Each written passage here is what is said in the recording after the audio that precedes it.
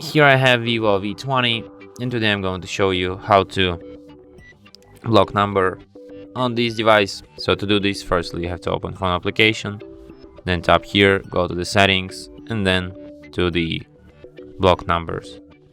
You can block all of the unknown numbers, calls from the unidentified callers, and you can add a number manually. Just enter it here, then tap block, and after that this number will never call you again.